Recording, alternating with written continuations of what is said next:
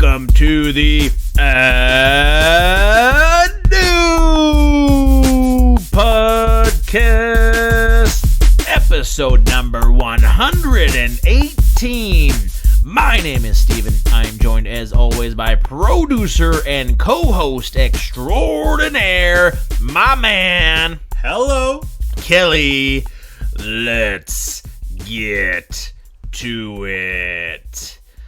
Lots to talk about this week. We had one hell of a card go down in Las Vegas last night. I think this will probably be the last UFC card we see, Kelly, without fans in the crowd. I think we may see the odd Apex show coming and going here. It is reported that there will be an Arizona show coming up in the works as well. So, we'll see Houston, we'll see Arizona. They'll definitely be going back to Florida again as well. I definitely could see that happening in a bigger arena. Even though, we were, it was great to see them in Jacksonville. Like I said, just super shitty. We're shutting down and they're opening up down there. Good on you, America. You were the butt end of the whole world's jokes, and now everyone's praising you. Good on you.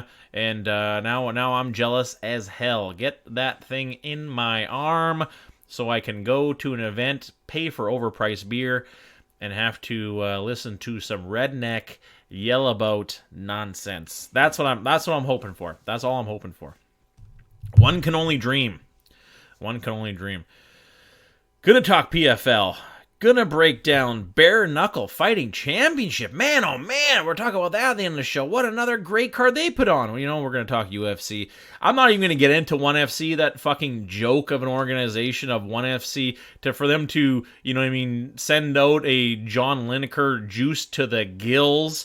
They're injecting him as he's walking to the ring with steroids. The guy's never passed a fucking weigh-in in his life. He goes to ONE FC and he's passing every single weigh-in and just looks shredded in the process.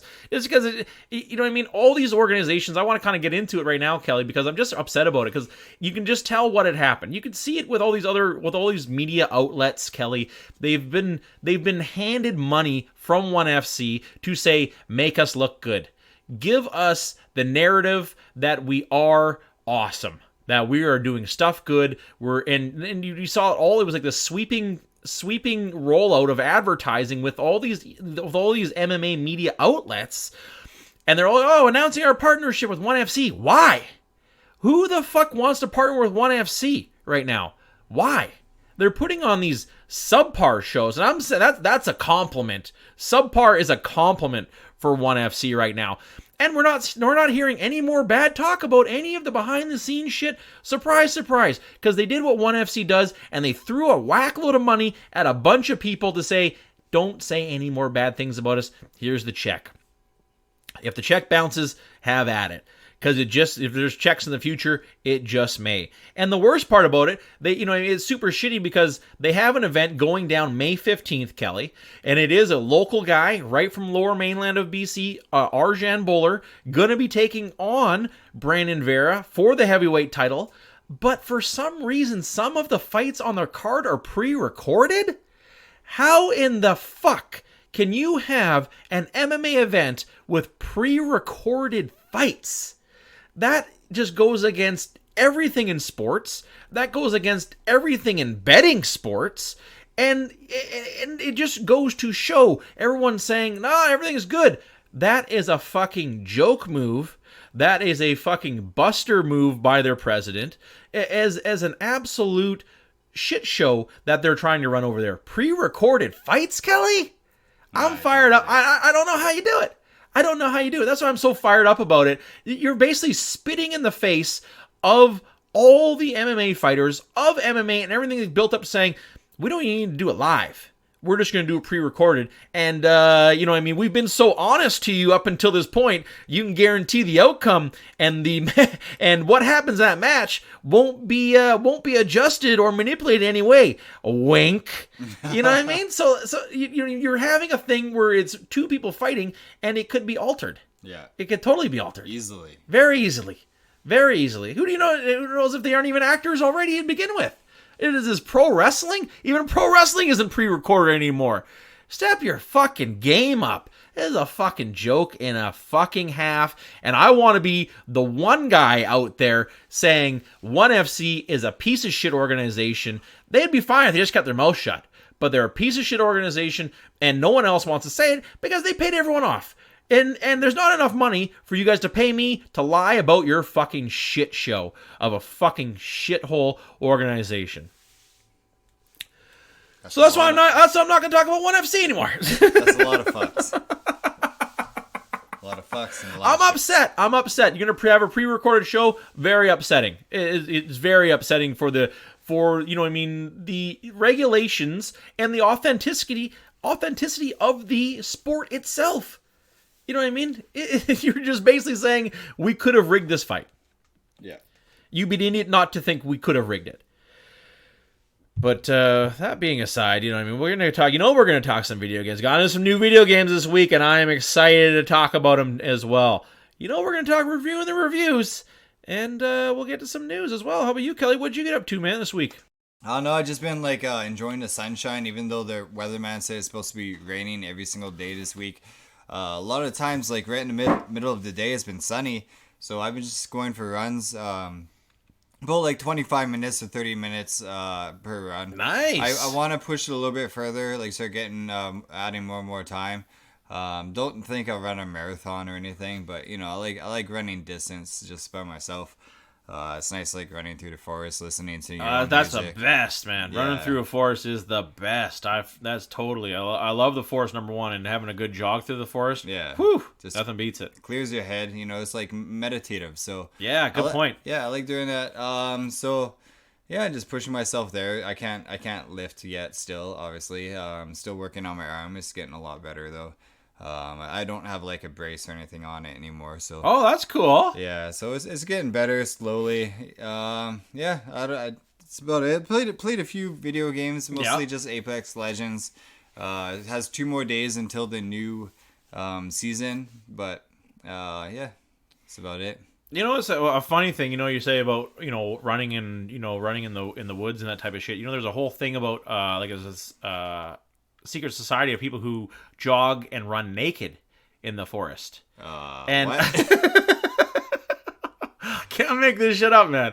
But but it's something that I'm a huge outdoors guy too. Yeah. And I've been, let's be honest here, we've all been naked in the woods, you know what I mean? We've one way or another, we've been naked in the forest, and it's kind of a freeing feeling. I'd give it a shot. That's all I'm saying. I'm not going to get into great details. Yeah. I'd give this naked hiking thing, I'd give it a shot. Obviously with shoes on. I think you'd need shoes. A backpack as well, just in case you skin your buns. Yeah. Something like that.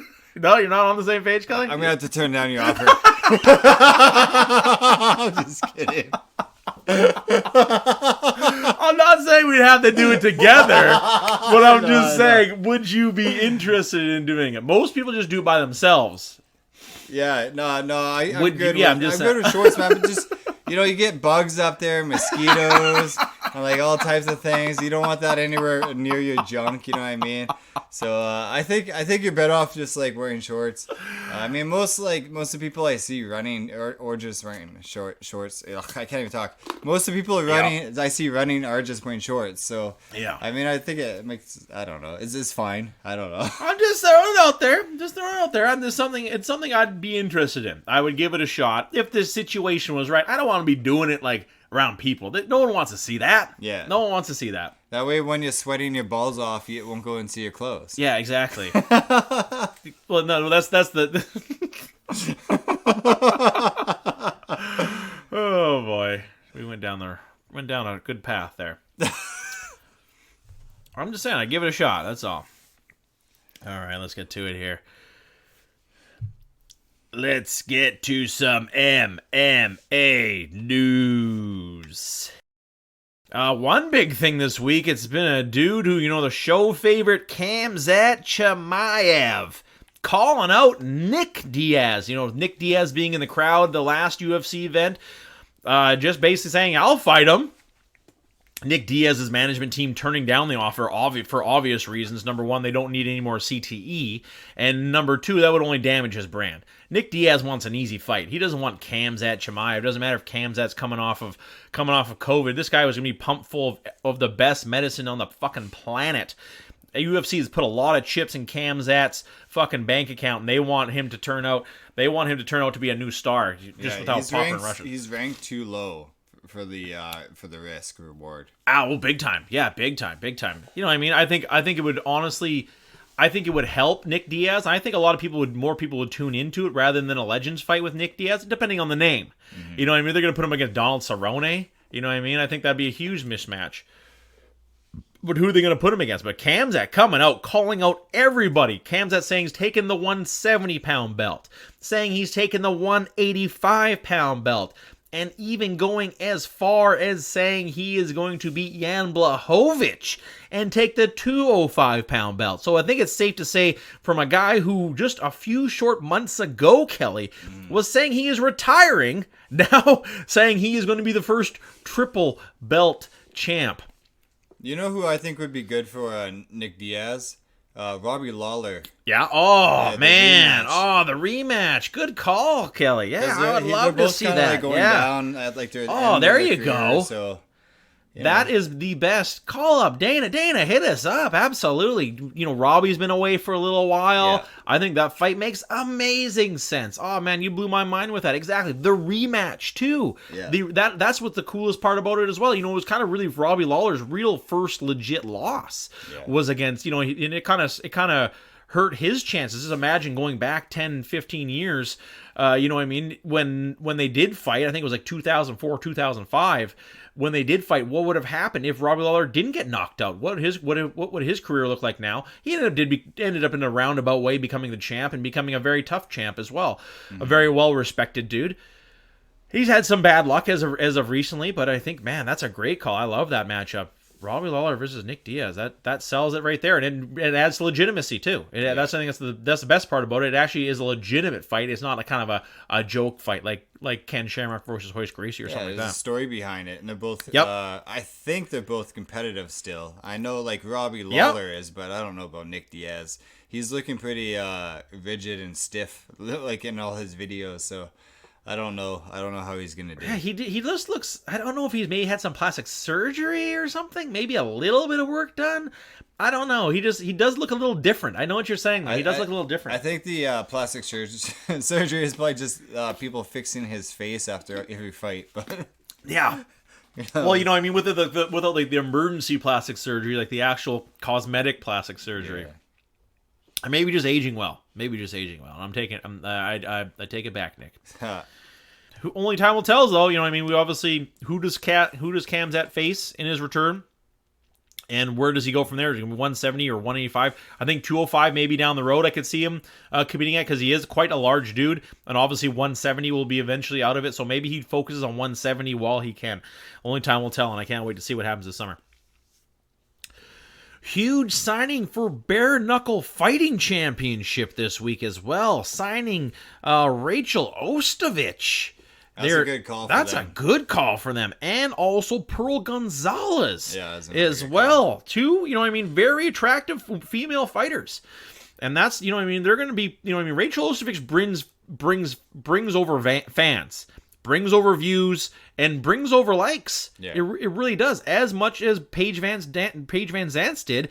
And you put Rachel Ostovich versus Paige Van Zant in a bare knuckle fight, a lot of people are going to tune in. Oh, yeah. A lot of people are going to tune in.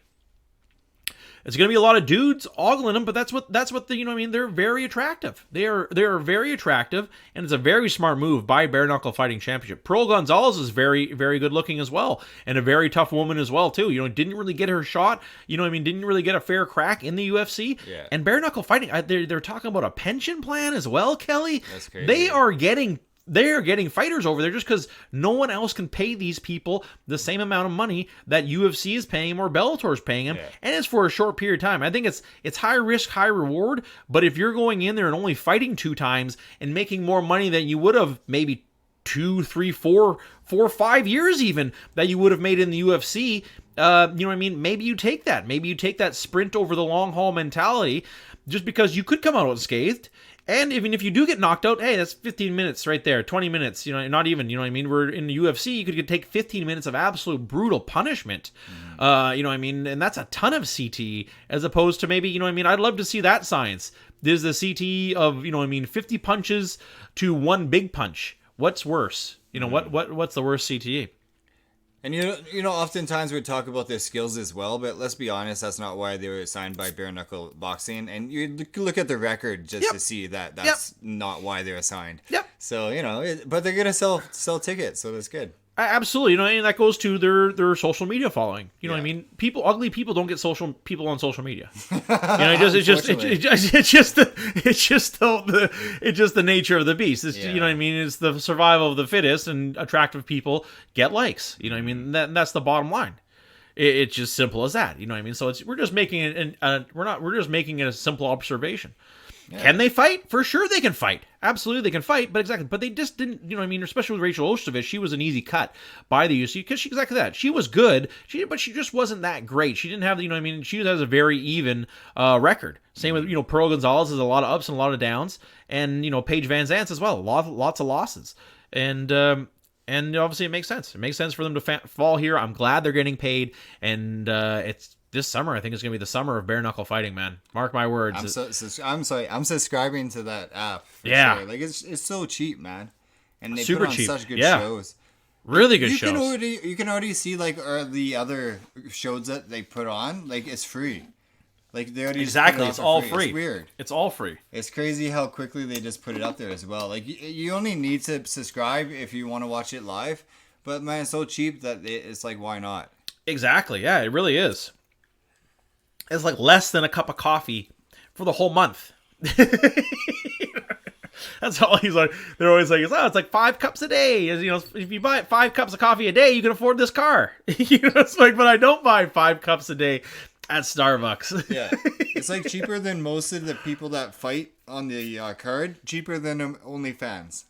It really is. Yeah, that's true. Yeah, you can't get OnlyFans for $3.99. No, man. You can't get anybody on that. So it's such a good deal. I can't believe not everybody is subscribed. It's so fucking cheap per month. That's crazy. See, now there's an organization I'm going to talk about. It's ruthless. It's rough. OnlyFans is an organization? No. That's ruthless and rough too. It can be depending on which sites you're going on. But huge announcement leading me right into the next segment here, Kelly, with a huge announcement of the event coming in June. It does not have an exact date, but it will be June. It will be BKFC 18. 3 titles on the line here, Kelly. How insane is that? We will see Hector Lombard take on Joe Riggs.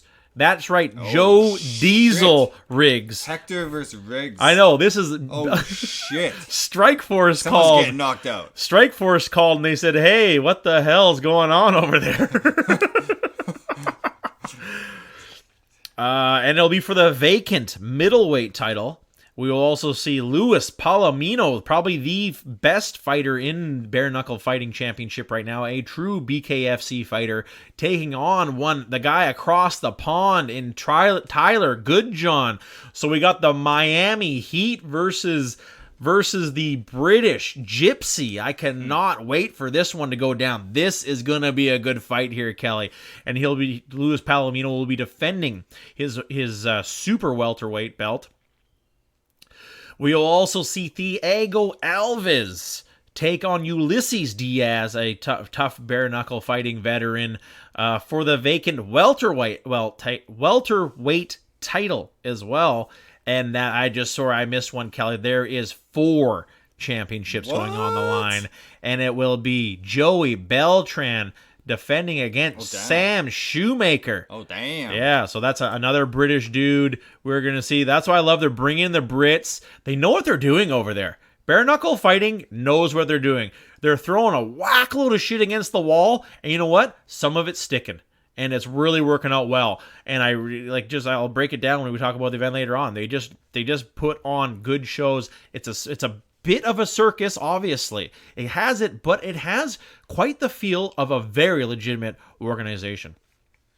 And with a huge card like this in the summertime, good gravy. Any way you slice it, bare knuckle fighting championship is going to start turning heads, Kelly. And with an event like this, they're going to start turning fighters' heads. And maybe that dude says, I could fight one time in bare knuckle fighting and get 2 years of what I would have made at UFC. You know what I mean? Yeah. I think I'd go to bare knuckle. UFC went public. They did. Yeah, they They're did. selling stocks. I thought about buying it. It's pretty up and down right now. Huh. I think they did that because I don't think the future, like the UFC knows what's in store for the future, man. I think there's too many competitors right now, and I don't know. It seems like some people, even though it's like the pandemic happened, and like they're opening everything up and they're selling out. It feels like the UFC in general isn't like the big show anymore. Like people like talking about Thriller and like all these like celebrity boxing. That's what's getting the whole thing. Like even at the UFC, everyone's chanting "fuck Jake Paul." That's not even a UFC thing. That's celebrity boxing. You know what I mean? Exactly. So I don't know if the UFC is a big show right now, and I think selling stock is probably a good idea because maybe like enough people buy it that it'll create interest. I don't know. Absolutely. You know, it kind of does work that way sometimes. Now people have a legitimate investment into it. Yeah, exactly. They have a monetary investment into it, and you know what I mean, and a attention investment into it as well. Yeah. But like, you know, there's like the bare knuckle, there's celebrity, there's like all this stuff going on right now. Even Bellator is putting on some decent shows. They are, yep. They had Yoel and Rumble. That would have been huge. Yeah, that would have been huge, man. That would have been huge. So I don't know if no, it's all good. No, it's all good. We'll talk about it later. Okay. But what I was gonna say about you know, the whole UFC, you know what I mean, going over thing. There was a great article on, I think it was MMA Unlimited or something like that, and it was just basically saying how you know what I mean, a celebrity boxer is kind of making these waves in UFC somehow. Like, how is Jake Paul even, like, he's at this point right now, you know, obviously by knocking out Ben Askren, whether or not the fix was in, he's at a point right now where he's bringing light to UFC as well, in an advertently way, you know, as well. You know what I mean? And just like how he's raising all these other points about poor fighters' pay, and why you know how he's becoming, you know what I mean, with Daniel Cormier stepping up and, you know, talking smack to him too. You know, if Daniel Cormier didn't give a shit and he was some pencil neck geek, he wouldn't even got up and said anything to him. But Daniel Cormier getting up and getting in his face, you know what I mean, kind of legitimizes what he says. And, you know what I mean, this whole circus of this celebrity boxing is kind of scaring UFC a little bit. And it started with Conor McGregor fighting Mayweather. Yeah, it really did, yeah. And then everyone saw, like, the payday that he got. And then now there's this Jake Paul guy who can't even really fight like Floyd. You know, he can fight. He's not a great fighter, though. So now, like, all these, you know, UFC guys, he's like, I want to fight in celebrity boxing, make that payday. And then, you know, obviously they're going to have to go back to the UFC because I don't think... most UFC fighters have the following to make that payday themselves. I think like if Ben Askren was like, hey, I'm going to put on a celebrity boxing match and box some random person, I don't think anybody gives a shit. He get crickets, exactly. Yeah, so I think, you know, people just want to make that payday with whatever celebrity wants to fight them. That's what's crazy about it, because a lot of people are like, you know, Mike Perry stepping up and saying, I'll fight this guy. Everyone wants to fight him. Yeah. Exactly that. And you have a celebrity YouTuber who your fighters want to fight more because they're guaranteed, no matter what, they would make a way bigger paycheck than they would fighting, even headlining as a championship on one of the biggest cards of the year for UFC. Yeah, man. Could you imagine if they paid their fighters so well that they were that excited about fighting somebody in their own organization and their own roster? That'd be great. Yeah, like, you know, Jorge Masvidal holding out for more money. You know, I mean, before he got the second call up against Kamaru Usman for the first time. He didn't want to fight Usman because he's like, that's not worth. Unless you're going to pay me, it's not worth my time. Yeah, man, pay them to get them excited about the fight. It doesn't make sense. Absolutely, it's so crazy. Yeah, they need to up it. I'm not saying give them $30 million. Each guy gets $30 million, but it's got to go higher. And I'm not saying double. I'm not saying triple. I'm saying quadruple for some of these guys. Some of these guys got to get 4 times what they're worth, because these guys are going to have, you know what I mean, life-ending situations, coming up here, whether it be, with CTE or dementia or any other kind of brain disease you get from just taking that many punches. They take more punches in training than any human being would ever take in their life. Or when is the Reebok deal over? Because that was the worst. It deal is in over. history. It's the Venom deal now, but that's what I'm saying. Oh my god! The Venom deal they is have so a new deal. The Venom deal is so terrible. That's what I was saying. Is like the whole thing is so terrible. Yeah. That you know what I mean. It wasn't even like they just copied Reebok's homework, really, and it was a terrible. It doesn't even look great. You know what I mean? It's a little bit on their own thing, but not enough to stand out. And like you said, you didn't even notice. I didn't even notice. Exactly. That's not a good sign. I don't pay attention. No, that's what I'm saying, though. When they're like talking about shit. That's what I'm saying. How terrible it is. That's not a good sign. So the Venom deal is not. God. It's a little bit more money. If you made like $3,000 for your first fight, now you'll make $4,000 for your first fight. You gotta let these guys have their own advertisers. It's in every sport. Absolutely. Like racing, boxing, fucking everything. It doesn't legitimize it. It just makes it. It just, you know what I mean. It just monopolizes it. Yeah, because it's an individual sport. It's not a team sport. Every individual sport has sponsors. It's like sponsorship. It doesn't. Oh my. Boxing, even this. Why the fuck would you go to UFC? I don't get it. It's I don't know. Maybe just to get popular. And that's what even Corey Anderson said. Corey Anderson said in his 2 fights in Bellator, he's made more than 5 years in the UFC. In 2 fights. You know what I mean? And I'm sure obviously having sponsorship is a huge part of that. Yeah. Whoa, moving right along. It got getting heated on the show today. Well, we'll talk about it now here, Kelly. Yoel, say it ain't so. Being removed, not medically cleared. What the hell does that even mean? If you read anything on it, they don't specify what. I don't understand what it means. Is he over? Is he pissing hot? I don't know. Is exactly that? He is obviously in his 40s. Yeah. But, late 40s. Tell us what's going on. But he looks like physically looks fine. Yeah. I don't know, man. Maybe he has like a problem that he's not talking about. Like he's hiding it. I don't know. Craziness. It's very weird. There's nothing to report on because they aren't saying anything. So you're just kind of leaving it open for speculation. And my guess is I think he's pissing too hot. They're like, you have too much steroids in you right now. We got to tone it down. Or does he have a medical problem? Does he have a shredded knee? Does he have like a hernia or something like that we don't know about? All I'm saying is they got to come out and say something here because now people are going to be speculating. But R.I.P. the replacement that has to take on Anthony Rumble Johnson here. But now it makes more sense too, Kelly. This fight was postponed too. Mm-hmm. The Yoel Romero versus Rumble Johnson was postponed, so now it makes more sense. Obviously, he's got something wrong with him that they tried to hide, and now they officially had to cancel the fight rather than postponing. It could not be postponed again.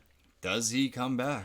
Who knows? Yeah, who knows? And there's a smart move by Bellator to put these two dudes. This one was going to be fireworks, dynamite. Mm-hmm. Everyone was going to tune in for this one, and now Bellator takes a huge hit because now the replacement to get murdered by Anthony Rumble Johnson will be Jose Barros Augusto. Good comeback fight for Rumble. Yeah. I think Yoel, it would be a pretty tough fight for him. I actually thought Yoel was gonna win that fight just because of how consistent he's been with his whole career and like he's a wrestler. And he's if anyone could beat, we've seen that with Daniel Cormier. The people that beat Rumble are wrestlers. Yeah, so I think he could have won that fight. I'm glad he actually gets like a warm up fight. This will definitely tell him if he actually still wants to continue fighting too, because last time he said he didn't want to fight anymore. He didn't have it in him. Yeah. So coming back and fighting Yuri Romero. Yeah. I don't know. I thought that was kind of crazy to begin with, but I never even thought of that. I never even thought of that. Absolutely. Your first fight back from retirement of 5 years of smoking weed. Yeah. And you have to fight Yuri Romero.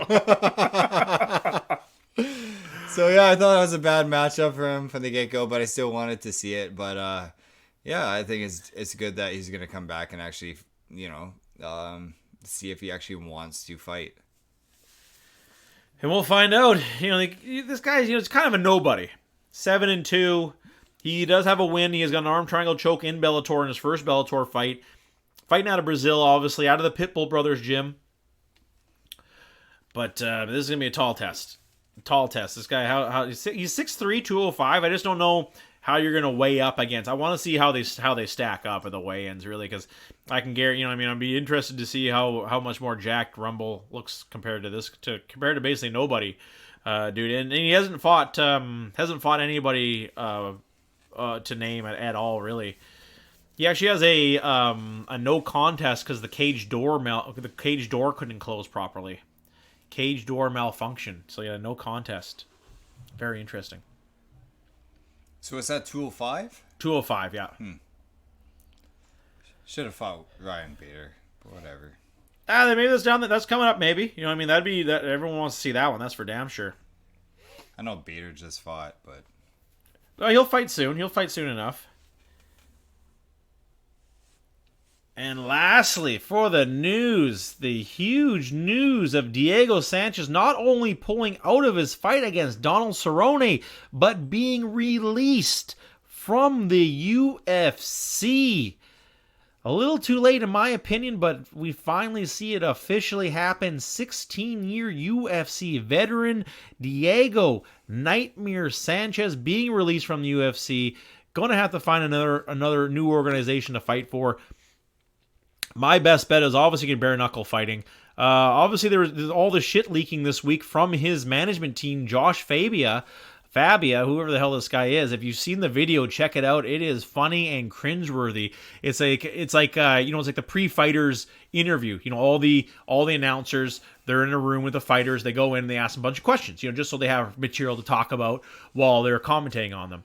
And everything goes fine, everything's cool, and they're just about to leave, and Fabia stands up and he's like, let's just talk about the narrative, how we're gonna call the fight for Diego, because you guys just said a lot of mean things about him last time, so I just want to make sure that you're out there. And then Paul Fowler is getting offended. Even I can't remember her, Joseph Benavides' wife, because she's one of the main ones. She was getting offended too. And there was a lot of people, who were super offended, saying like, this is the wrong avenue to bring this up. John Anik was the only guy who was like, oh, we can talk about it later on. We can definitely, we can bring it up later on. And basically, it came across as this Fabia guy basically saying, it's all about me, me, me, me. He's like, if you look me up on YouTube, you'll see all this negative stuff about me, and you guys are behind it. And they're like, we haven't said anything about you. We don't, And you're trying to take it away from Diego, and it's cringy as hell. It's like a 14-minute video of him just ranting, and they're like, I know. And then they're like, look, we don't need a lecture from you. They're like, just straight up. And he's like, look, I know. He's like, just seems like the creepiest, fucking loseriest dude. I just feel bad that he's somehow, warped Diego's mind, and even Diego would even hang out with this guy. He's like a life coach, really. Guy just seems like a fucking whack job. And hey, the writing's on the wall, dude. I'm just going with what I've seen, and all I've seen of you is these videos and all this shit saying, oh, we're not going to post it online, but now that Diego's released, everything has been posted online. You've opened the floodgates. And that's what they're even saying, too, in the interview. They're like, why are you videotaping this? They're like, You're videotaping this, and you're going off about this, so it just comes off as disingenuous, and that you're just doing it for yourself. You know what I mean? And Paul Feller was getting pretty upset near the end of it. It's a pretty interesting video, man.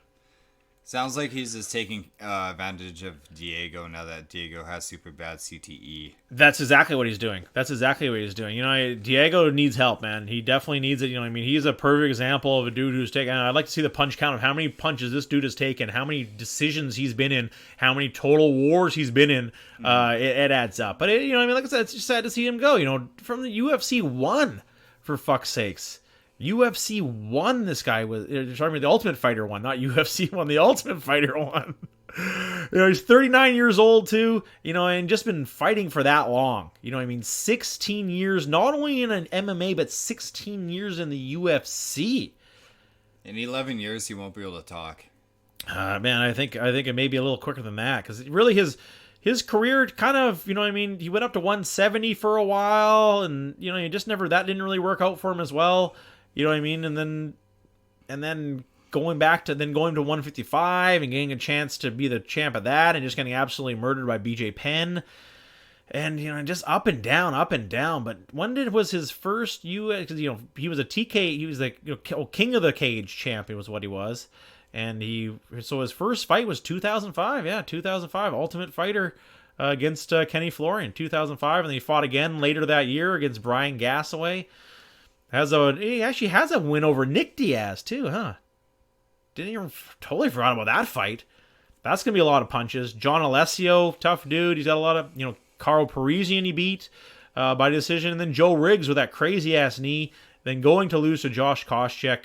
That would have been a title eliminator for sure. And then losing to John Fitch in a bad one. John Fitch, that's why I hate John Fitch. All his fights are so boring. And I'm sure this is the reason why I didn't even know they fought each other, because this must have been the most boring fight of all time. And he got popped. What's that? John Finch got popped for steroids. Oh, tons of times. And exactly. then he got after preaching about how pure and everything he was, and how he'd never touch him because he wanted to fight his whole career knowing that he did it all himself and never had to use steroids. And then he just fucking wet blankets everybody and then gets popped for steroids. What a dick. What a dick is right. That's the worst. TJ Dillashaw Sr. If you're gonna do steroids, just fucking don't talk about anybody and steroids. Don't go on some rant that you're fucking this and that you're so pure. Yeah. Dumbass. Exactly. And then he moves to 155, taking on David Beckhandel, Luigi Fiovante. That was a guy who used to have a lot of fights in UFC. Joe Daddy Stevenson. Clay Guida takes a split decision over. Joe Daddy! And then that guy got killed by BJ. Yeah. He Murder. did too, yep. And then BJ beats Diego, beats John he loses to John Hathaway. Oh, I remember John Hathaway. Where the fuck happened to that guy? Let's go down the rabbit hole here.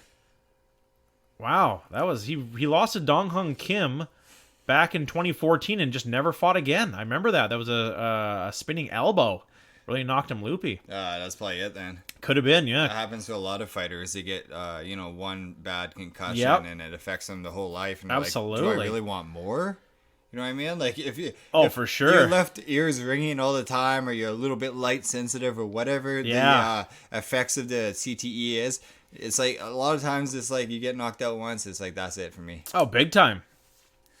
Big time, absolutely. You know what I mean? You got to think yourself, how important is this to me? Not very much.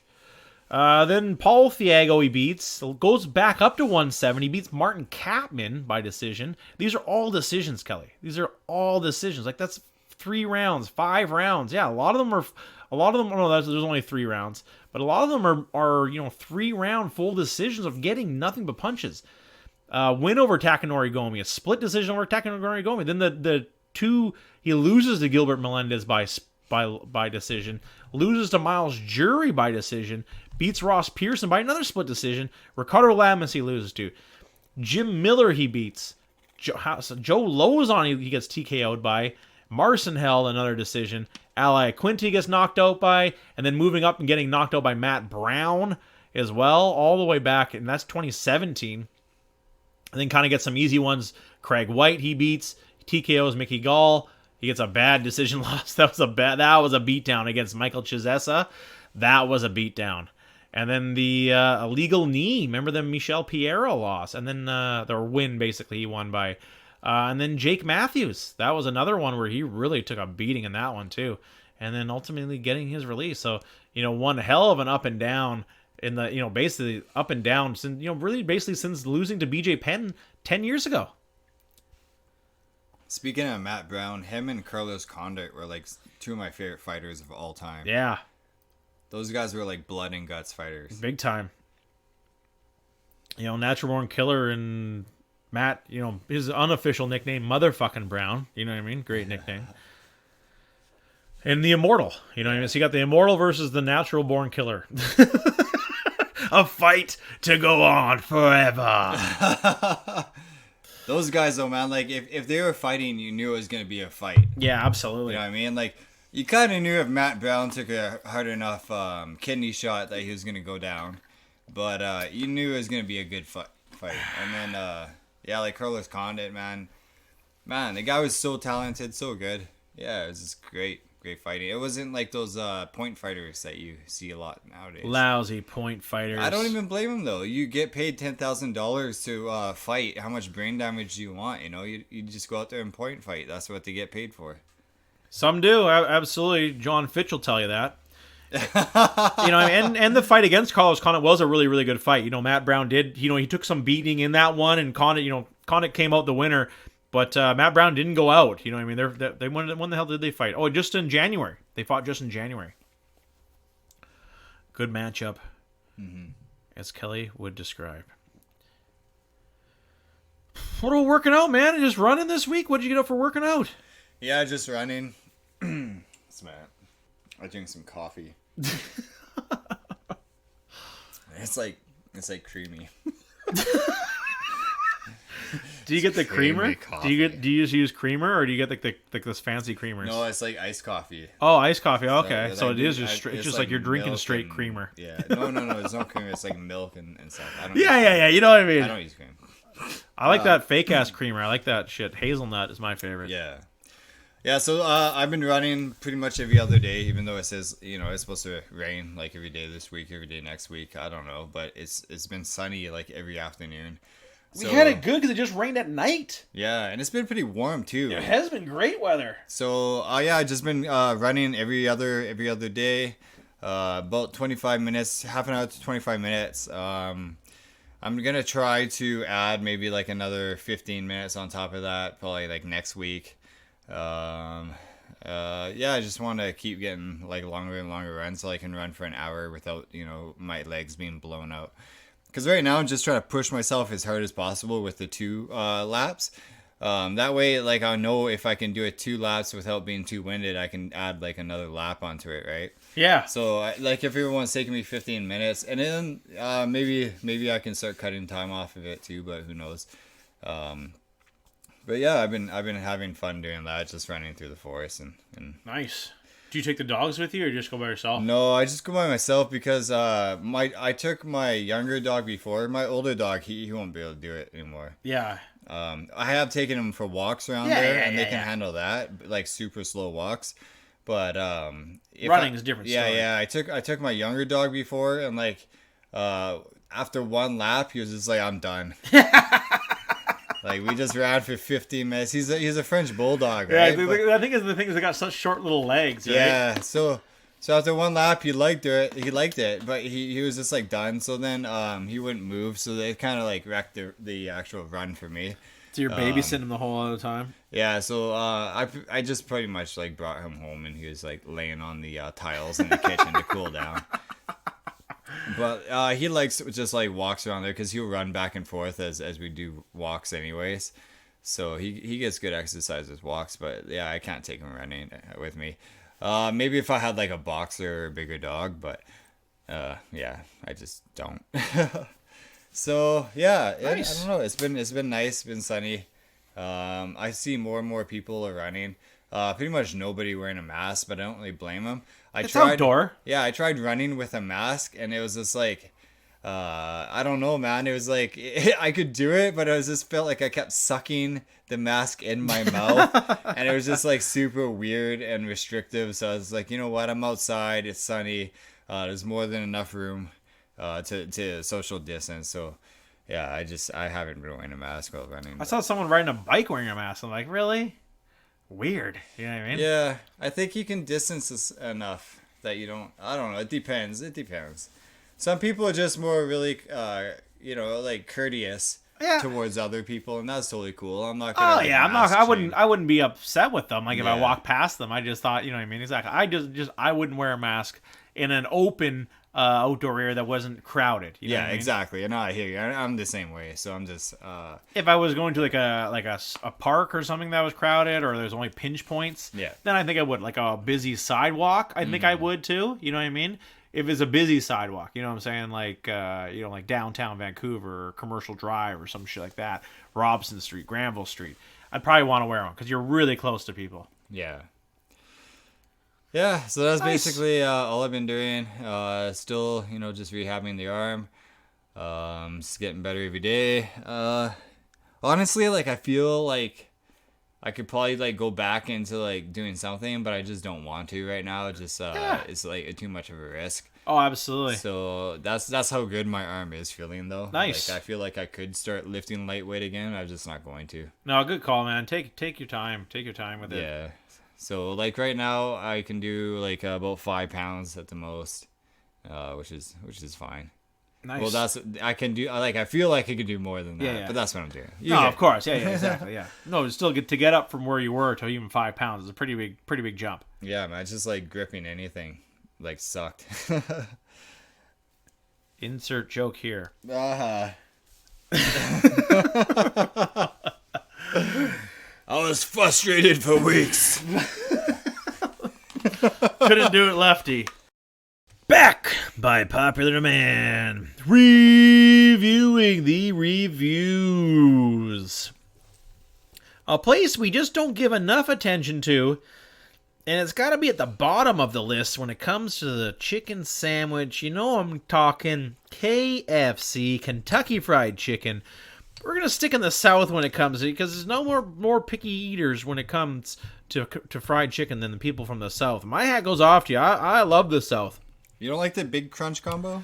Yeah, I just don't know, man. I feel weird after eating it now. You can really taste the fucking radioactive mutant in it these days. You know what? That's true, man. You eat like a chicken burger from KFC, and you just want to sleep after. like, okay, I'm gonna have all these plans. We're gonna do this, and then it's like, okay, I'm like 5 minutes later, I can't stay awake. It just has like a weird feel. It just doesn't sit well in my stomach anymore. That's I stopped going to McDonald's. I didn't go to McDonald's for like 10 years.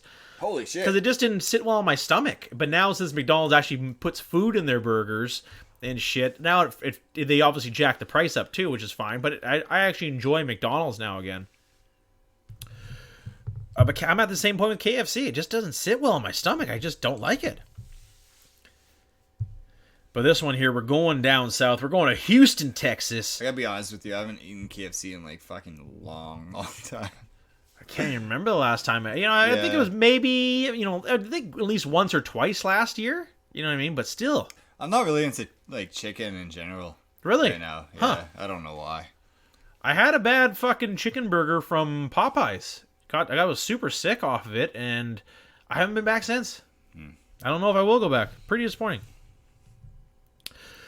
Let's break this one down here in the city. There's tons, obviously, in Houston, Texas. This one here has got a ton of reviews. This is why I love America. 667 reviews and 3.3 stars. It's got to be good here. Oh, I love it. This one here's got a ton of tags for drive-thru, 18 tags for biscuits, and to top it off, 14 tags manager. They ain't talking good about the manager. That's so American. Biscuits. I know, man. Biscuits. Biscuits and gravy. Gonna have to take it or leave it. I love this one. Right off the bat here, Kelly, we have SW with 2 reviews 2 days ago, 1 star. And it's a good one here, Kelly. Let's break it right out. I would give 0 stars if possible. I ordered, and the lady taking my order was extremely rude and unprofessional. Then she just stopped talking to me mid-order. So I waited, assuming she was busy and would get back to me. She said nothing. So I pulled around, and there she was at the window, still rude. When I asked for the receipt, she suddenly had some manners. It was too late for that. The receipt she gave me was a duplicate receipt and didn't have a cashier's name on it. I come here pretty regularly, and the people that usually work here are friendly. But the last few times the employees have been extremely rude. This person was so mad that they wanted to get the receipt. So I want the receipt only so I could fucking call back later on and get your name, and not to ask, not to say straight up, oh, what was your name? I didn't appreciate your service. What was your name? Yeah. No, I'm gonna go back ass about it here and get the person's name from the receipt so I can complain about them later. So I was thinking, because he's said that her name wasn't on the receipt. I was like, I didn't even know that was a thing anywhere. No, neither did I. No, well, it's like this guy complained so much that he knew some places exactly have names at the bottom of the receipts. That's crazy. That's you can always tell. They always have the telltale sign that they're an asshole and they aren't very bright. Is they always say, "I'd give them 0 stars," and everyone was extremely rude and unprofessional. Yeah. So the person making minimum wage having to deal with your dumb ass was unprofessional. Huh. Imagine that. Wow. Imagine that. The person who just came from their high school to work for minimum wage isn't a professional? They took the bus there, Kelly. They had to wake up at a terrible time during the day, mid-rush hour, to get down to the only fucking place that would hire a felon.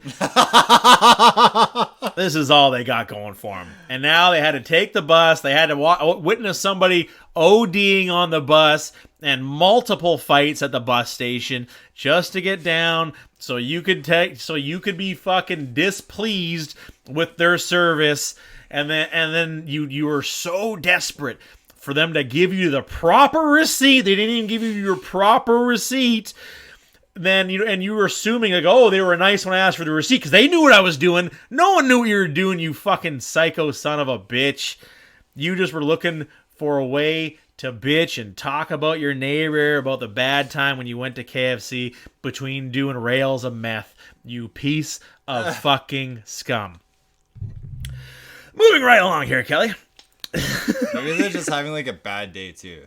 They could have totally been. Like maybe they just found out. Okay, here we go. The next person, I'm almost wondering. Okay, this was different timing, but here, this next person actually has a picture of the receipt with the cashier's name on it. Oh, so here we go. Here we go. We got some insight to the whole situation. It's a bit of a long one here, but you know what? I'm gonna go with it here, Kelly, because this one here. Oh, crazy! You can get a Nashville hot sauce tenders. Oh, that's kind of interesting. That actually looks kind of good. Look at that picture of that, actually. So it's like tenders, like, I mean, kind of like, but like dipped in a sauce with even pickles on top, and then fries tossed on top with a biscuit. That actually looks not bad. Interesting. Okay. Let's just dive right into this one here. JB, 19 reviews, 2 photos, 1 star, 3 weeks ago. First, I ordered in the drive-thru. I asked for my total, and the man said, "I'll tell you when you get to the window." Okay, no problem. That's usually what they do. Drive up to the window, get your bill. When I got to the window, he tells me my total, and I pay. Instead of giving me my receipt and change, he tells me to drive up and wait. That's a red flag right there. Okay. He'll give me my receipt and change when he brings me my order. Okay. I was okay. He'll give me my receipt and change when he brings my order, I was thinking. Well, after 5 cars behind me had received their food and drove off, I decided to go in and see what the holdup was. Went in and asked for my order and saw that 2 more cars had gotten their order and drove off. I finally got my food, but no drinks, so I had to tell him what I ordered. After getting my full order, I asked for my receipt, but never got my change. But by that time, 10 cars had passed through with their orders. I got a duplicate receipt. Oh, and then they got to add in an O. Oh, when I walked in, I noticed my order sitting on the counter in a bag. Anyways, I left quickly because my husband only had an hour lunch break, and I had already wasted too much time waiting. My order was 2 fill-up boxes and a side of coleslaw. When I got home, the food was cool, not hot or warm, and the cookies were not included. I've never had any trouble at any other KFC, but this is unacceptable. The man needs proper training and a better attitude when dealing with customers. That woman sounded like a dude.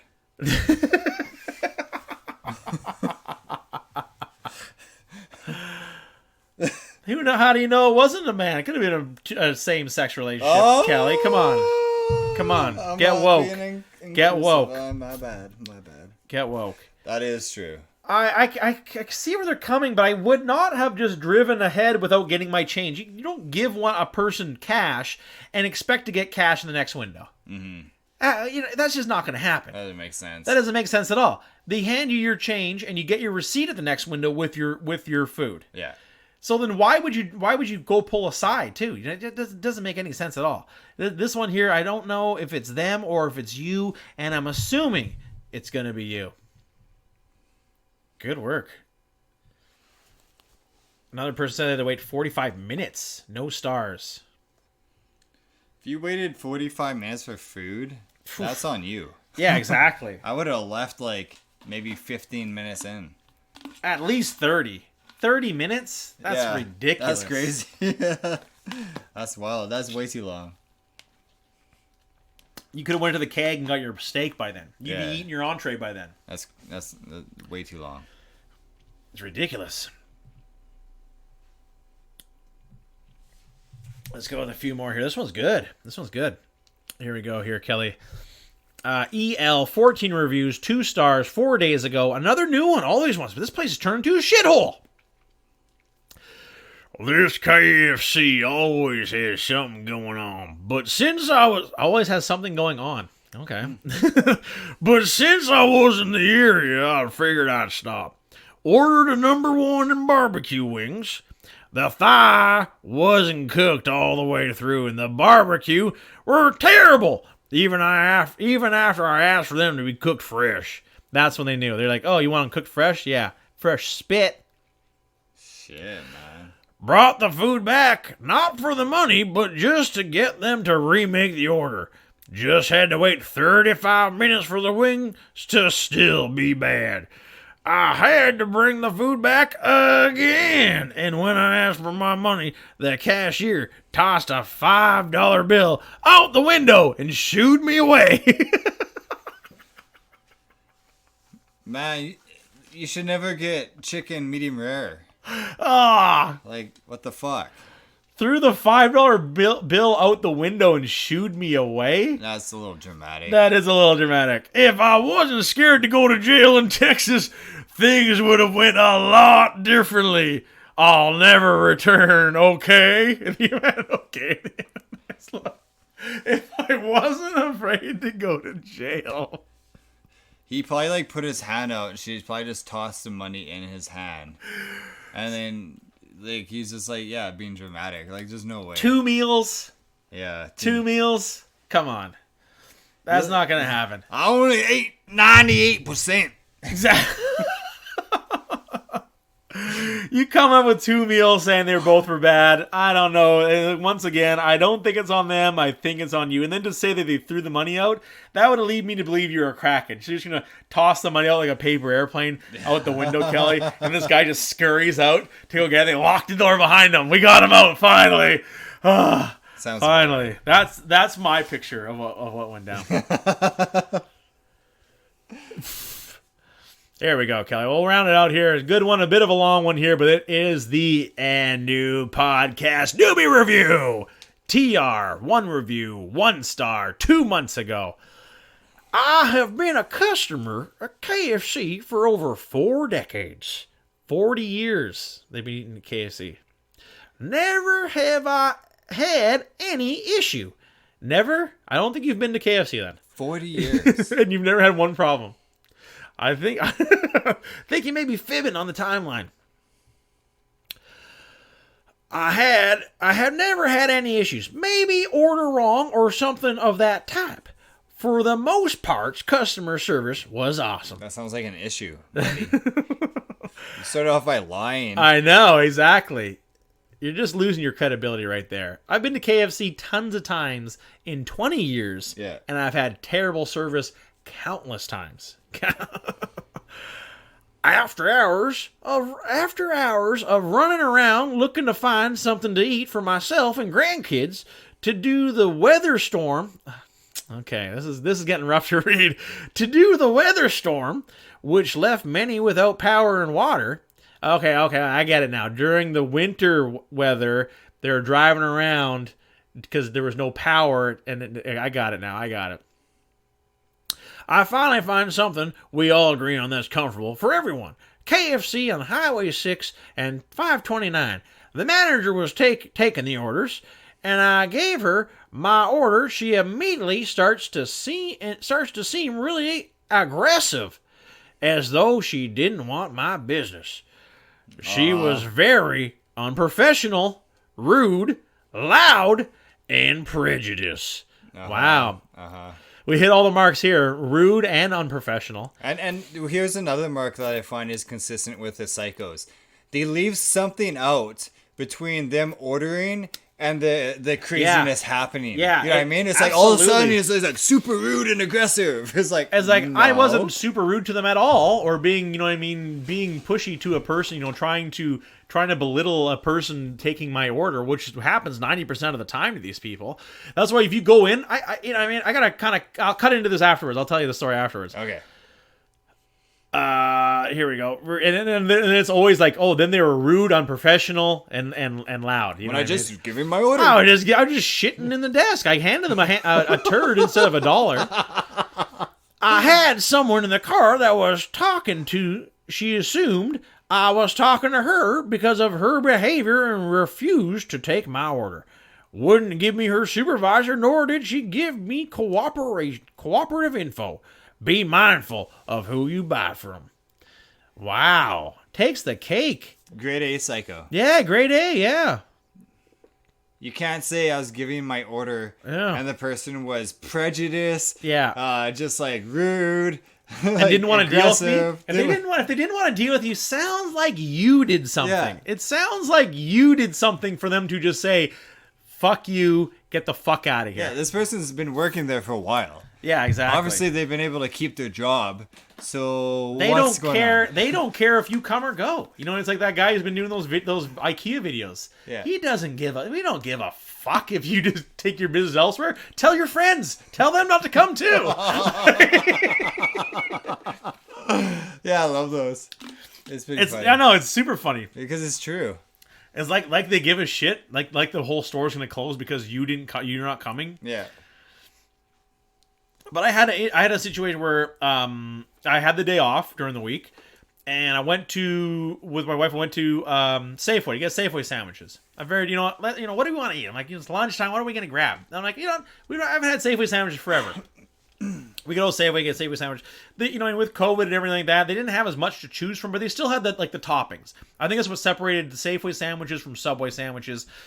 I don't know if you have the same kind of deli shit in the States with Safeways, or if you have Safeways in the States. I don't know, but it's just, just like a supermarket, that also makes custom sandwiches. And they're really good. You can get cranberry sauce, antipesto on them, guacamole, all the fixings, olives, hot peppers, everything you want on it, you can get. But they didn't have the options to choose from of what type. It was basically turkey, beef, and ham is really the only options you got for toppings. And they didn't have bacon when I went there. I'm like, okay, it's no big deal. So I got two of the same sandwiches, and but they were split up. I got obviously a bunch of different stuff. Then my wife, she got a bunch of different stuff.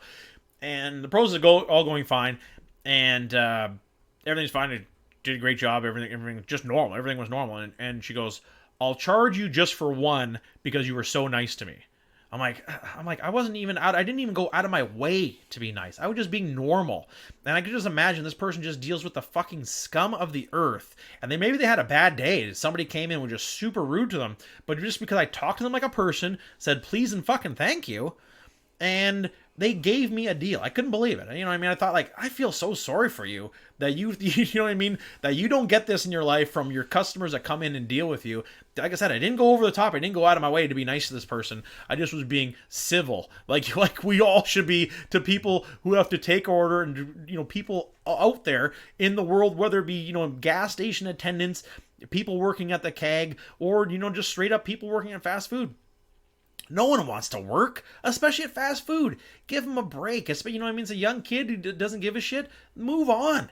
They don't give a fuck, and for you to get upset over it isn't going to help it as well. If you can get into an argument with a fucking kid who's like 18 years old and he just got off school, doesn't give a fuck.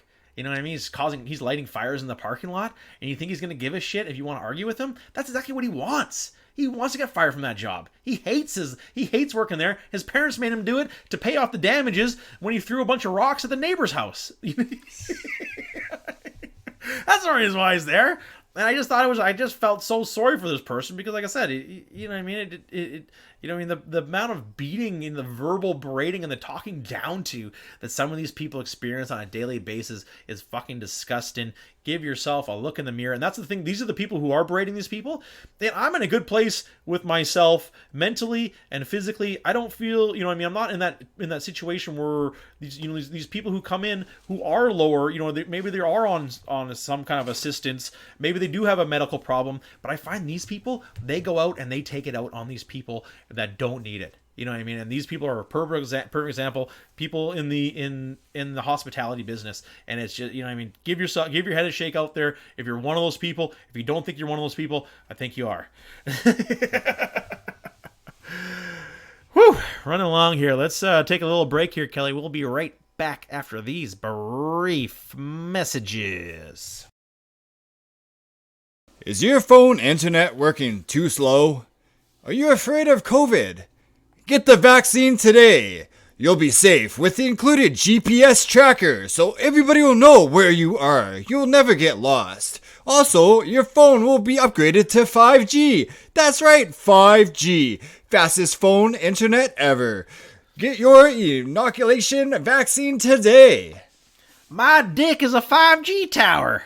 That's what I tell the wife anyways. Wink.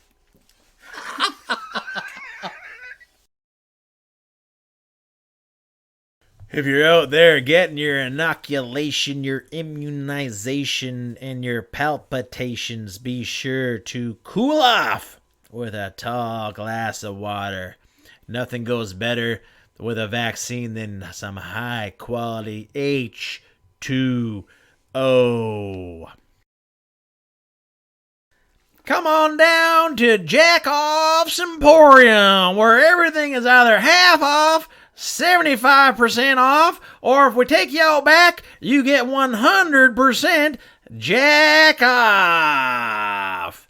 You can buy everything here. Butt plugs, lube, dildos, your porno mags. If for some reason people still buy them, come on down to Jack Off's and I-95, or we'll jack you off, or it's free.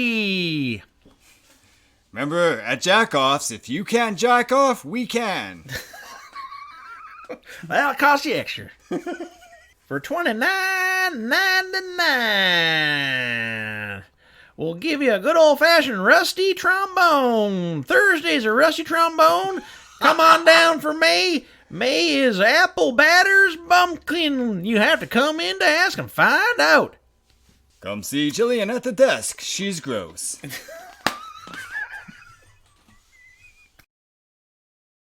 Welcome back, folks. Hope you enjoyed our commercials, and go grab yourself a cold, tall glass of water in the house. You know I'm talking tap water.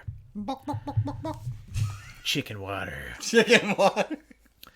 Let's talk some motherfucking video games. One game kind of won right out of the park. I downloaded it a week ago, but I just started playing it, or downloaded it a few weeks ago, and I just started playing it now. And I save your judgment, because a fun game, Magic the Gathering card game on the phone. And I remember playing the game a long time ago on Xbox, and I'm like, why isn't this game on a phone? You know what I mean? It's extremely simple to do it. You know what I mean? And the thing I like about the phone version of it, and any kind of PC or other gaming console version of this game, is that, you know what I mean, it's all done. All the math is done for you. All the rule set is done for you. All the turns are done for you, basically. It takes out you never have to look up any rules or any strategy or anything shit like, well, you got to do strategy, obviously, but you know what I mean? The game kind of does everything else for you. Sounds great. So much fun doing nothing. Shut up. You just watch the computer play for you. No, you know what I mean. You know what I mean. Like you don't have to do any adding. You know what I mean. You're not looking up what does this rule do? What does that rule do? Okay, what does that do? You know what I mean. You can look it up and it instantly just tells you right away. So you're like Tetris, but you never know how to place the blocks. Exactly. We'll do it for you. We'll do it for you. Just keep slapping them down. Tetris. Nah, very interesting game. Like I said, maybe people think I'm a nerd or whatever, but whatever. I'm into a lot of this kind of crap and a lot of other shit too. But I've always loved the card game. I played in high school. It was a fun card game to play, and having the mobile version is actually quite good. I'm very impressed with it. It's free, obviously, to download, but obviously, if you want to play, it's called the if you want to be in the Mastery Pass, it costs you about $25. So I was kind of I was playing really well, and I was just owning guys and just whooping on people constantly in the game, and I thought, I'm gonna buy it. I was just mauling dudes. I was easily like 25-2. Just barely lost any battles. Of course, so once I move up to the Mastery Division, totally different story. I'm going up against other people who've also paid for the game now as well, rather than people below the game, and it's obviously a lot tougher. I'm kind of more even, really. Probably 20-20. I've played a ton of games, and it's very, very interesting though. It's very competitive. That's what I love about it. You can play against a computer, but I've been playing most of my games online. So it's really a lot of fun. There's 2 different tiers you can play in, Kelly. You can play in the in a construction rank, and then also a legendary ranked. So there's 2 different rankings you can play in, and when you do play, there's a bunch of different things you can do. You can play for decks. You can just play anyone random, just a random game. You can do a brawl game where it's 4 people in a game.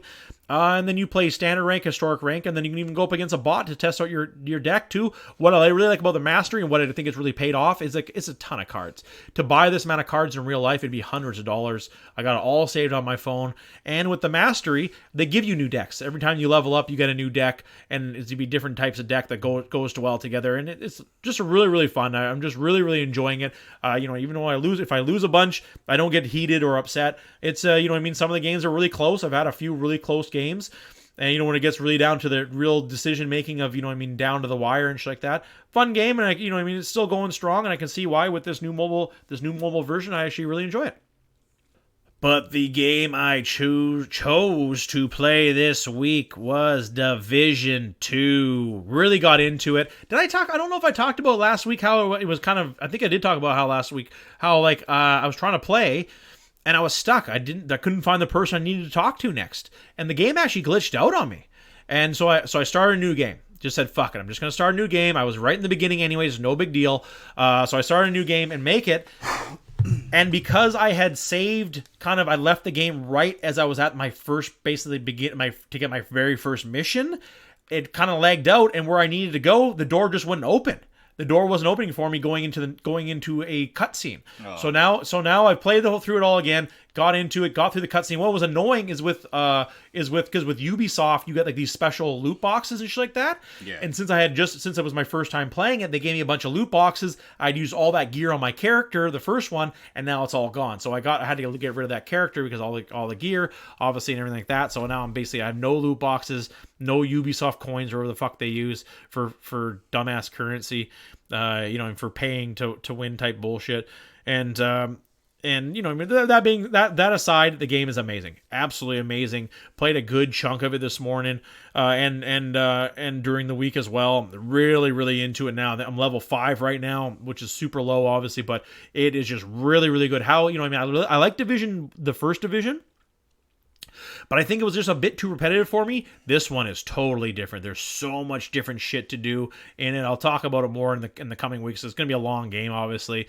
One cool thing I got to put in there, Kelly, it's crossplay between PC and Stadia. Oh, that's cool. PC and Stadia can play crossplay together, and it's really cool. Even playing the game, I saw a bunch of dudes online playing. Some guys that were incredibly high levels with some super crazy gear. So it's just kind of what it looks cool to play the game and going down the road. Obviously, some of these people paid for the skins and different things that different things are rocking in the game, but very, very fun game. And so you're just kind of going up. Obviously the stories. There was like a sickness, and there was also all the internet went down. So it's kind of good versus bad throughout all America, and you're in the White House defending the White House and just moving around Washington D.C. and just doing different missions, for the greater good, really. So you have your White House missions where you get, where you get your upgrades, which is kind of cool. And that's kind of what I want to talk about this week when it comes to the game. Is just this is what separated it from the last one. I'm pretty sure you didn't have like cool perks or like skills in the first one. I could be mistaken. It was a long time since I played the first one, but I think you just basically had a gun and you had like different perks and shit like that. But this one you have skills in it, and there's a bunch of different shit you can pick, whether it be a pulse.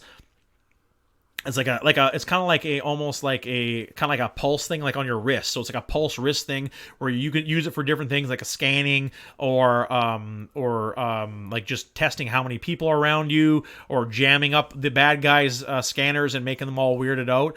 And there's a tons of different ones. There's also a turret, which is what I picked. The turret is fucking amazing. So it's kind of like a little suitcase gun. You can throw it and it opens up onto a little tripod. And it'll start shooting shit. And you can get that in 3 different things. You can get that as the assault turret, which is the one I picked, just a simple one. You can also get a flamethrower turret, Kelly. Fucking flamethrower turret. That is good.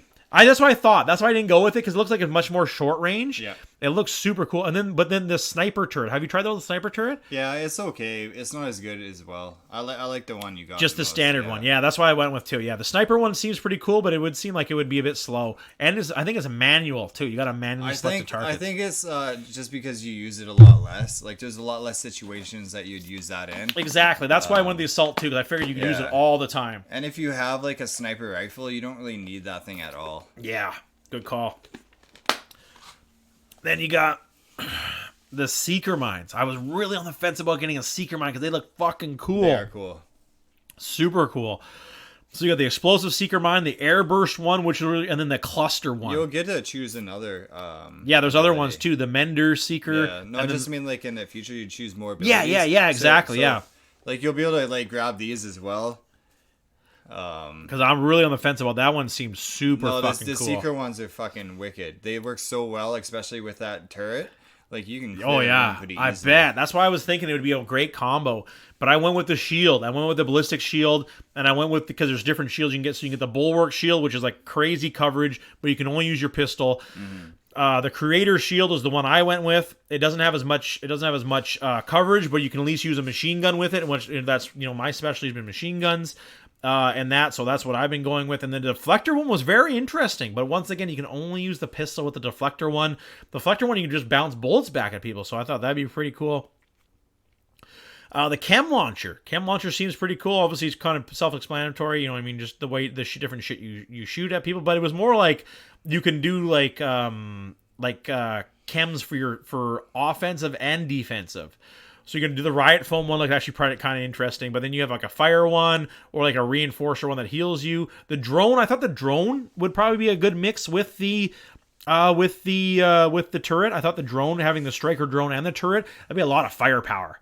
But once again, I just wasn't sure if it would be enough. You get the Defender drone. I thought the Defender drone would be kind of cool too. It have bounces, bullet backs, and then the Bombardier drone. But the Bombardier drone has to be manually used, so I wasn't too high on that one. I don't like any of the manual ones just because it takes away from all your abilities. Exactly. That's what makes the turret the best, because you put the turret down and now you have a buddy rapid firing at the enemies, distracting the fuck out of them while you're pegging them off. Yeah.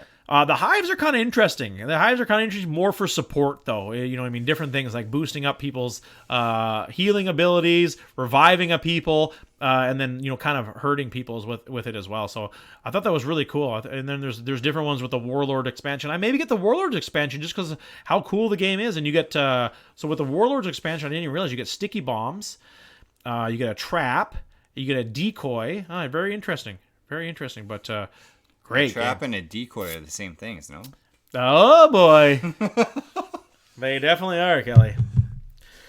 Can be, but really enjoying the game and just liking the flow of it. The missions are challenging, and I like the bosses you come up against. How you take over areas now, and you got to give those areas food and different abilities, or else because I don't know how it looks down the road, Kelly. What level did you get to when you played the game? I actually only played the first one, but it had the same abilities. Oh, okay. But I got super high up. I can't remember what level, but I know I like almost cleared the whole map. So nice. Yeah, I don't know. It was a long time ago. I did get the second one. Yep. I believe I did. That's the thing. Like I think I only played a few levels, only like a little bit. Yeah. Just because like I missed all the snow and everything from the first one. Right. And I liked the first one so much that I just went back to playing that. I'm like, that's hilarious. Like, they're so similar. graphic wise and everything. That and even like abilities. I just like the first one. I thought maybe the guns were just a bit different in this one. You know what I mean? Very subtle differences. I think but you're exactly right. It was almost the same, just on a summer map in a different place. Yeah. I like the layout of the map. You know what I mean? I like the streets, and I kind of like how you take over places, and each place is owned by a different gang type thing, and you know what I mean? I'm just really enjoying it. Nice switch up, and I'm glad that I got the wheel rolling and the momentum going on the game. And I can't say enough good things about it, man. But you know, like I said, I can talk about it forever.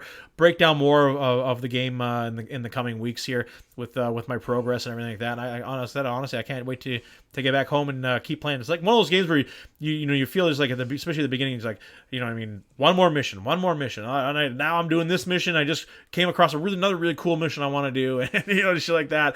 You know, taking over areas. When you take over an area, it's always different. When you take over a certain area, some certain points need to be actually taken over, and it's always different in these different places. So it's I'm really enjoying it. Really enjoying it a lot. What about you, man? What games you got up to this week, Kelly? Well, unlike last weekend, I didn't really play a lot of games.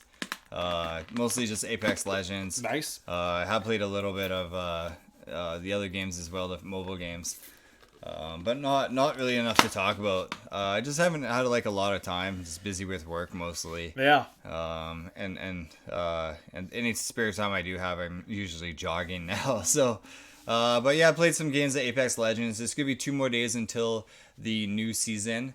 I've been playing. Whoa, 2 days. Yeah, and then they're gonna have Valkyrie as a new legend. I think like everybody's gonna be wanting to play her just because of her ability to fly, and how useful that will be in the new maps. Just because of how big the new maps are. But I've been playing Octane a lot. Nice. I just find his ability to heal and run fast is just like it's super good. I haven't used him in a long time. Just because he's like always picked as well, right? Like just his ability to heal and how fast he does heal. It's a good sign of how good he is then, right? He never really needs to pick up any like heals or anything like first aid or anything. It's just shields. That's it. So he heals so much faster than Watson actually like replenish her shields that like if you get out of battle like 2 minutes later you're completely healed again. Wow. Yeah, so I've just been using him a lot. I've been using him. He's really good at rushing. He's really good at getting away from battles, depending on like what your team's doing. You know, if you get third party and want to retreat, he's good at getting the whole team away with the jump pads. So yeah, I've been using him a lot. Loba's been really useful as well, just gearing up, helping your team gear up. Nice. You know, like really fast, clearing areas. Yeah, so I can see Loba and Octane being a crazy mix, because then all of a sudden you already got the shields given to you and you don't need anything else. Yeah, so like it's really good. You know, it's really good. I don't know, it's a really good team. That is true.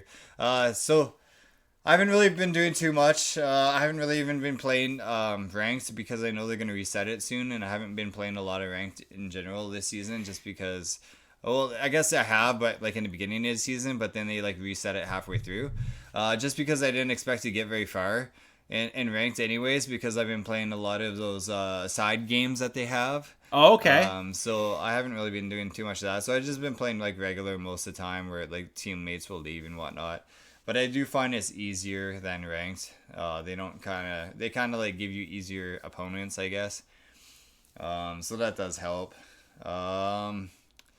Yeah, not really too much to say about that, unfortunately. But I will have a lot more to say next week, obviously. And yeah, I really can't talk too much about the games. I haven't really been playing them too often. Well, at least you know what I mean. It's you'll have something to talk about next week with the new season arriving. Yeah, for sure.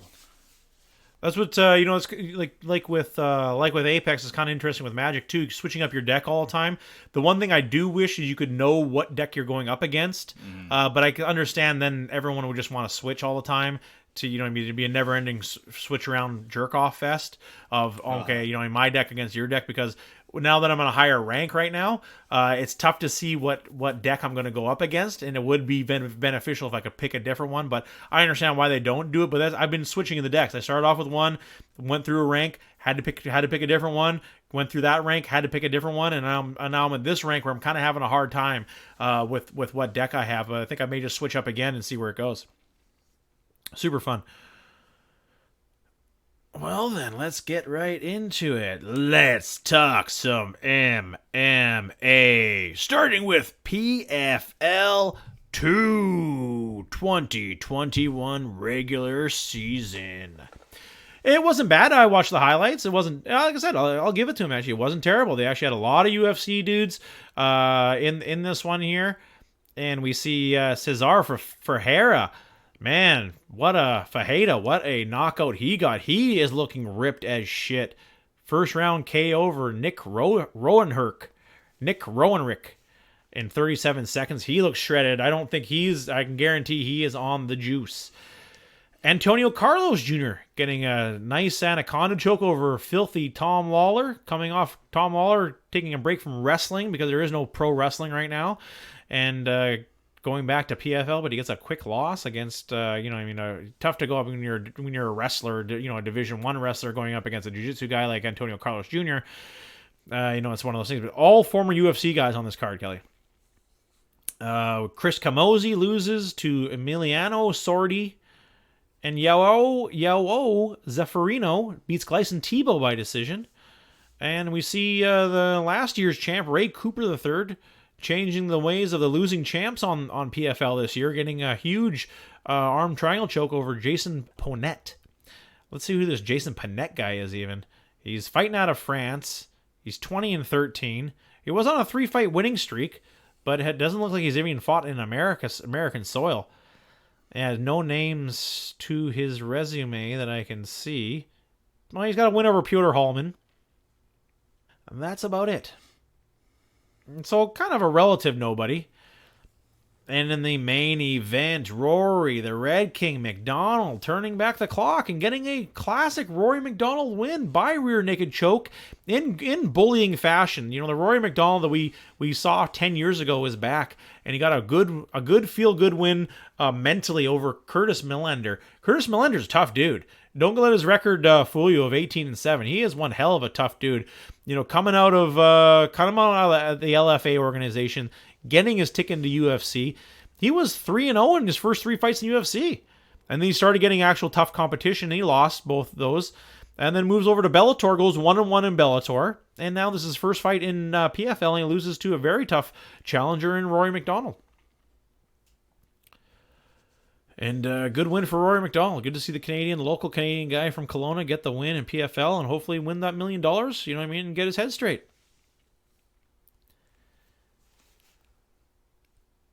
Let's move over to bare knuckle fighting. And we'll go to bare knuckle fighting championship 17. Really fucking good card. What a good card, man. It was just knockout after knockout after knockout. Great crowd. They had some great interviews. The announcements of the 2 new signings. Obviously, the announcement of the next event in June with the 4 titles.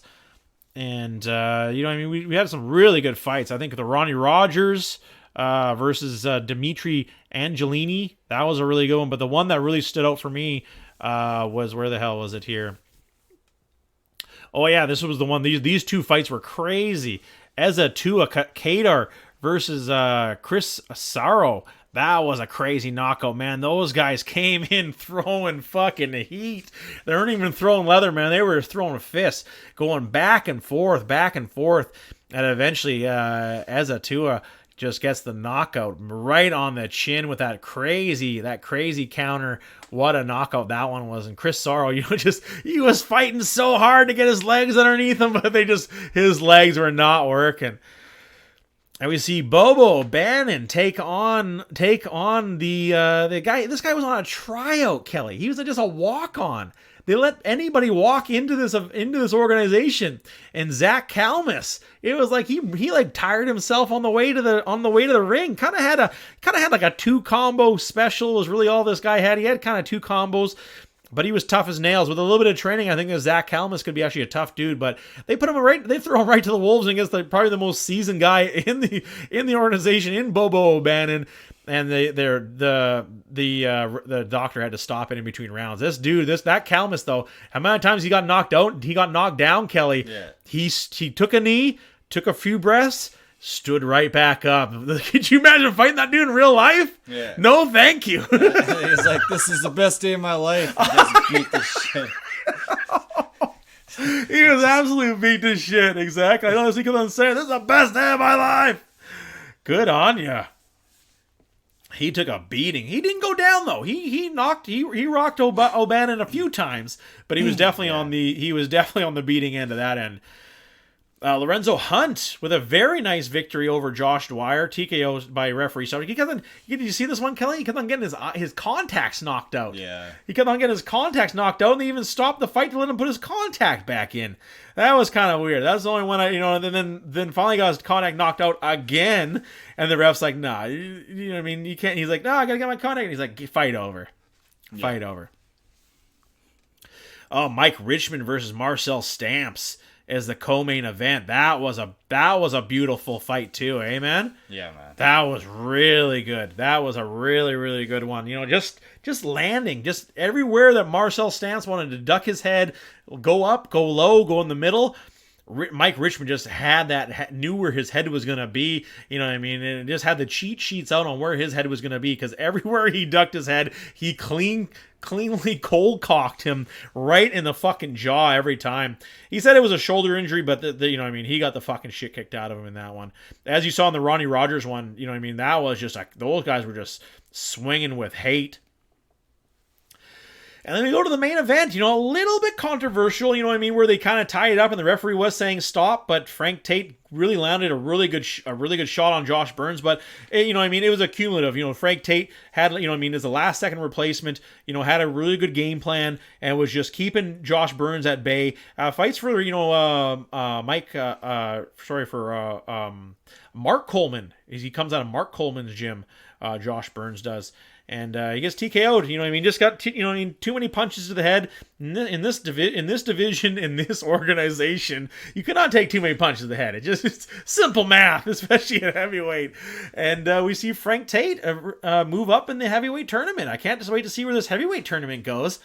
And Frank Tate punched his ticket to the next over a dude who was supposed to beat him, in Josh Burns. I like it. I like the underdog thing. You know what I mean? A dude who was a last second replacement comes up and does the most of his opportunity. Really good card. I think it's probably one of the best, one of the best bare knuckle boxing events I've seen to date, and that's a good sign. They're putting on better and better shows. Really, really good sign. That brings us to UFC on ESPN 23. Reyes versus Prochaska. Really good card. I thought it was, it was kind of, obviously, if you're watching the whole thing, it was pretty boring. You know what I mean? The first finish they had was that illegal up kick from Ronda Marcos, and then we didn't see any more finishes until the last few fights. But you gotta end strong. Hey man, sure you had a boring card. You end strong. All is forgiven. You know what I'm saying, Kelly? For sure. I didn't watch it, but for sure. I did terrible on my bets too. I was 4-8. On my picks. I did terrible on my picks. Who would have thought Reyes would get laid out like that? Yeah. Woo. Jeez. Woo. Really, the one I guess that's where we'll get started is we'll get started with the illegal up kick. You know what I mean? It's kind of, Ronda Marcos losing by disqualification over Luana Pinheiro. It was tough. Did she milk it? Maybe a tiny bit, but she did. Did she get cold cocked in the side of the head by that foot? She definitely did. She definitely did. But she was winning the fight too. So it was kind of a weird one to end the fight over it. Was she a little bit loopy? Yeah, maybe a little bit, but I don't. I don't think it was enough to end the fight over it. But she thought otherwise. I think in a sport where your record is everything, sometimes you'll take that risk and just end the fight. Absolutely. Yep. Absolutely. No, I'm not. That's why I'm not upset with it. I'm just saying, exactly like that, Kelly. You got to protect your future. And at the end of the day, all that matters is wins and losses, and she technically got a win. And less brain damage. We see Mirab Dalavashini beat Cody Straman. It wasn't a bad fight for as far as the decisions went. It was actually pretty back and forth, high pace as 135 fights are. And then we see Sean Strickland in another one. This one wasn't as exciting because it was kind of more stand-up versus Krzysztof Jotko. Strickland, just really, really tough. I think Strickland's going to be a handful for most dudes here moving forward because he just kind of found a groove right now. I think the only thing that's going to stand in his way is maybe a injury. Moving up to 185 after getting KO'd by Zaleski dos Santos. Oh yeah, she has a loss to Usman as well. He got beat by Usman as well at 170. So he's moved up. So we've seen Strickland move up to 185, and he's on a 4-fight win streak against Nordine Talib. He's got the TKO over. Beats Jack Marshman by decision. Jack Marshman was very tough. And the big TKO over Brendan Allen, who had a big win recently too. And now another very tough decision where he could have ended it against Jotko too. So watch out for Sean Strickland. I think he's going to be a handful for most dudes you see coming up there. Have to face him at 185. And 185's kind of got a power vacuum right now. He could easily inject himself in the top 10, if not the top 5. And we see the Ion Kutaloba go to a draw with Dustin Jacoby. Kutaloba really owning the first 2 rounds, and Jacoby returning on in the third over a gassed Kutaloba. It was pretty good. It wasn't bad, but the third round was pretty bad. And then we see the finishes, Kelly, with one of the craziest body kicks. Giga Chikadze hitting fucking Cub Swanson right in the liver. Woo-wee! A minute in, it even calls it the Giga kick because, man, that kick was nasty. And Cub Swanson keels over. Giga's like, what do I do now? Do you want me to keep punching him? And the ref says yes, and he keeps punching him, and the ref steps in because Cub Swanson couldn't even move. He was writhing in pain for a good minute afterwards. For a good 60 seconds afterwards, he was writhing in pain. That kick hurt so bad. That's not what people want to see. Cub Swanson, one of the most durable dudes at 145, and here this dude just finished him in a minute. That sucks, man. I know. I love Cub Swanson. I think Cub Swanson will always be there. Cub Swanson will quit on his own terms, I think. And Chikadze moves in on one hell of a streak right now. He's on a 6-fight win streak at 145. People got to start turning heads and recognizing who this dude is. He had a decision loss, and his first fight was a decision loss in WSOF. And then he lost by rear naked choke on the Contender Series. Interesting, huh? Finds a way onto the show either way. And makes the most of it. Erwin Rivera, he doesn't really have... and Cub Swanson is the biggest name he's beaten so far. But that'll skyrocket you. An absolute gatekeeper in Cub Swanson. And that brings us to the main event of the evening. Yuri Prochaska versus Dominic Reyes. What a fight. My God, this was the craziest fight of the year so far. Just of 2 dudes going really toe-to-toe, where Prochaska landing body kicks like crazy. That push kick was so nasty. He just was adding up, and then Dominic Reyes had to block his stomach and then leaving his head open.